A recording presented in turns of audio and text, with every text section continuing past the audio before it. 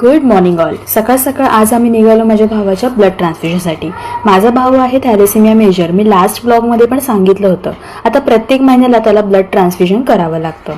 ते या सगळ्या गोष्टी आहेत. मीरा रोडवरून बस पकडून आम्ही फायनली पोहोचलो ठाण्यामध्ये आणि घरातूनच भाजी चपातीचा डबा आणला होता. त्याच्यामुळे प्रश्नच नाही, कारण तिथे आमच्या इथे या हॉस्पिटलमध्ये जास्त फार काही सुविधा नाही आहेत. म्हणजे बाहेरचं काही खाण्यापेक्षा घरातलंच खाल्लेलं बेटर, नाही का? तर ब्लड लावताना ही अशी नाटकं असतात. खाता पिताना नाटकी खूप आहे, स्मार्ट पण खूप आहे आणि प्रेम पण तेवढंच येतं त्याच्यावर. मग काय, भाजी चपाती खाऊन झाली आणि लावलं फायनली ब्लड भावाला. तर ही त्याची फर्स्ट बॅग झाली आणि आता हे टेन्शन आहे की जर सेकंड बॅग लावताना जर त्याला त्रास झाला तर काय करावं. आणि फायनली शेवटी तेच झालं. दुसरी बॅग लावली आणि त्याला त्रास होणं सुरू झालं. त्रास म्हणजे इतका होता, तो लिटरली तो रडत होता. पण असो, प्रत्येक महिन्याचा हा त्रास आहे, तो आम्हाला काढावाच लागणार.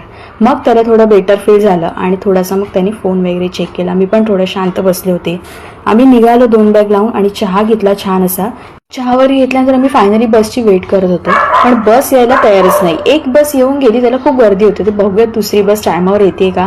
आणि येस, फायनली बस मिळाली. कधी कधी नाही का, गोष्टी खूप हाताबाहेरच्या असतात, पण आपणच त्यांना फेस करायचं. मला हे कळत नाही, माझा जातानाचा प्रवास नेहमी छान होतो, पण येतानाचा प्रवास असा का होत असेल बरं.